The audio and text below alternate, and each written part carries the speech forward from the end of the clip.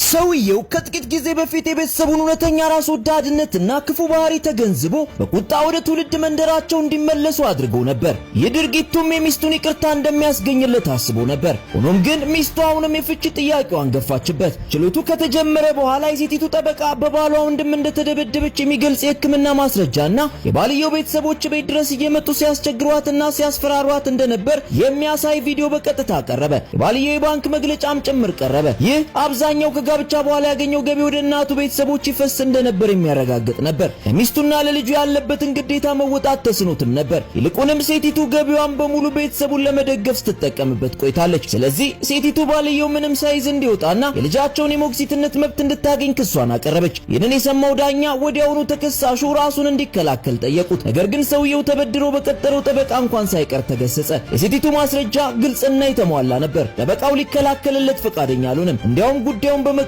ተጸጸተ። ይህ ሁኔታ ሰውየውን ይበልጥ አስደነገጠው። ሚስቱን በትህትና ይቅርታ ከመጠየቅ ውጪ ሌላ አማራጭ አልነበረውም። ተሳስቶ እንደነበርና ቤተሰቦቹን ወደ ገጠር እንደሰደዳቸውም ተናገረ። እንግዲህ ማንም እንደማይረብሻቸው ገልጾ ሌላ እድል እንድትሰጠው ለመናት። ሆኖም ግን ሴቲቱ የሱን አንድም ቃል እንኳን የምትሰማበት አቅም አልነበራትም። በመጨረሻም በሴቲቱ ማስረጃና በባልየው ቤት አልባነት ላይ በመመስረት ዳኛው ፍቹን ፈቀዱ። ልጃቸውም ለሴቲቱ ተሰጠች። ሰውየውም በየወሩ 20 ሺህ ዩዋን ለልጅ ቀለብ እንዲከፍል ተወሰነበት። ፍርዱን በሰማ ጊዜ ሰውየው ሙሉ በሙሉ ተዝለፈለፈ። ይባስ ብሎ በሚቀጥለው ቀን ወደ ስራ ሲሄድ በስራ ገበታው ላይ ደጋግሞ በመጥፋቱና ደካማ አፈጻጸም በማሳየቱ አለቃው አባረረው። ራሱን ማስተዳደር ሲያቅተው ለቤተሰቦቹ የእርዳታ ጥሪ ያደረገ። ነገር ግን እነዚያ ራስ ወዳድና ክፉ ቤተሰቦቹ ሊረዱት ቀርቶ እንደማይረባ ፋይዳ ቢስ ሰደቡት። በሌላ በኩል ሴቲቱ ቤቷን በመሸጥ ያገኘችውን ገንዘብ በንግድ ስራ ላይ አዋለችው። ህይወቷም ከቀን ወደ ቀን እየተሻሻለ መጣ። ቀስ በቀስ ባሏና የባሏ ቤተሰቦችም ከህይወቷ ጠፉ። አልፎ አልፎ ብቻ ገንዘቡን በሙሉ ይዘው ወደ ገጠር ሄዱት የባልየው ቤተሰቦች በችግር ላይ መሆናቸውን ትሰማ ነበር። ያ ሰነፍና ጉልበተኛ የባልየው ወንድም በየቀኑ እየጠጣና ቁማር እየተጫወተ ገንዘቡን በሙሉ ጨረሰው። ከሚስቱም ጋር ዘወትር ይጣላ ነበር። የባልየው ወንድም ሚስት ከተደበደበች በኋላ ልጇን ይዛ ጠፋች። የባልየው እናትም ቤተሰብ ተበታተነ። በመጨረሻም እናቱ በንዴት ብዛት በስትሮክ ተመታ በአንድ በኩል ሽባ ሆነች። ወንድሙ ደግሞ ሁሉም ሰው የሚሸሸው ወሮ በላ ሆነ። ሴቲቱ በእነርሱ ቤተሰብ ላይ የነበራት ፍላጎት ሙሉ በሙሉ ጠፍቶ ነበር። ነገር ግን ከ3 ዓመት በኋላ ባልየው በድንገት ተመልሶ መጣ። ሲመጣ ዝንጥ ብሎ ነበር። ትንሽ የሥራ ስኬት እንዳገኘም ተናገረ። ለሴቲቱና ለልጁ ካሳ መክፈል እንደሚፈልግም ገለጸ።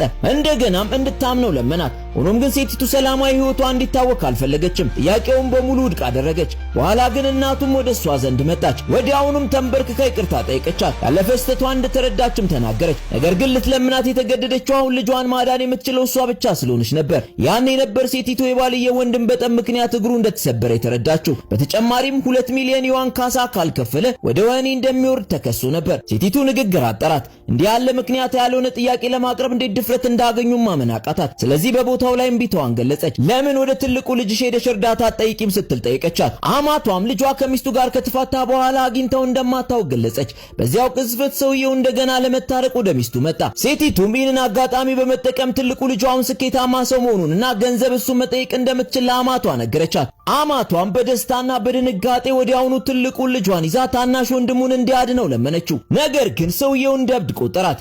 እንደማያውቃትም ሆነ።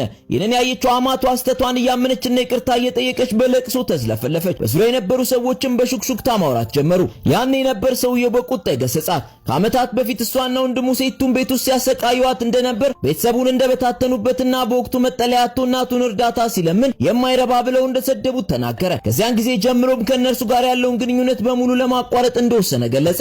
አማቷ ይህንን ስትሰማ ሙሉ በሙሉ ተስፋ ቆረጠች። ሰውየውም ለሚስቱ ያለውን ፍቅር ገልጾ ከቤተሰቦቹ ጋር ያለውን ግንኙነት በሙሉ ማቋረጡንና ቅንነቱን እንድታይለት ለመናት። ሆኖም ግን ሴቲቱ የበለጠ አዘነችበት። ምክንያቱም ይህንን ያደረገው ባሏ አሁንም እንደቀድሞ ራስ ወዳድ መሆኑን ስለተረዳች ነው። የእናቱንና የወንድሙን ስተት እንጂ የራሱን ስተት ፈጽሞ አያይም። ለፍቺዋ ዋነኛው ምክንያት ባሏ በወንድሙ ስትደበደብና ስትሰደብ እያየ ምንም አይነት ኃላፊነት ሳይሰማው ዝም ማለቱ ነበር። ልክ አሁን እናቱ ስትሰቃይ ዝም ብሎ እንደሚያያት ሁሉ ለመታረቅ የፈለገውም ውጤቱን ለመቀበል ባለመፈለጉ ብቻ ነበር። እሷ ብትስማማ እንኳን እናቱን እንደጣለ ሁሉ ፈጥኖም ይሁን ዘግይቶ እሷንም መጣሉ አይቀርም። ስለዚህ ሴቲቱ እሷን ማወኩን እንዲያቆም ብቻ ጠየቀችው። ባልየውም ሙሉ በሙሉ ተስፋ በመቁረጥ ሴቲቱ ጥላው ከሄደች ከጥቂት ጊዜ በኋላ ራሱን ስተወደቀ። ከጥቂት ቀናት በኋላም ስለታመመ አማቷ በድንገት ወደ ሴቲቱ መጣ ትልቁን ልጇ እንድትጎበኘው ለመነቻት። ያኔ ነበር ሴቲቱ ባሏ በከፋ የጉበት ካንሰር ደረጃ ላይ መሆኑን የተረዳችው። ለአማቷ በማዘንና በቤተሰቦቿ ግፊት ሴቲቱ ልጃቸውን ይዛ ልታየው ሄደች። ነገር ግን እርሱን ማየቷ ይቅር ማለቷን እንደማያመለክት ይልቁንም ከእንግዲህ ስለ እርሱ ግድ እንደማይሰጣትና ልጃቸው ለወደፊቱ ምንም አይነት ጸጸት እንዳይኖራት ብላ እንደመጣች ነገረችው። ከጥቂት ወራት በኋላም ባልየው ማለቂያ በሌለው ጸጸት ውስጥ ሆኖ ሕይወቱ አለፈ። ለእናቱ 1 ሚሊዮን ዩዋን ሰጥቶ ቀሪውን ንብረት በሙሉ ግን ለሴቲቱ አወረሳት። ሆኖም ግን ሴቲቱ ገንዘቡን በሙሉ የቤት ውስጥ ጥቃትን ለሚከላከሉ የበጎ አድራጎት ድርጅቶች ለገሰችው። የዛሬውን በዚያ በቃን። ሁሌም ምርጥ ምርጡን ለእናንተ ቤስት ሙቪስ ሪካፕ። ይመቻችሁ።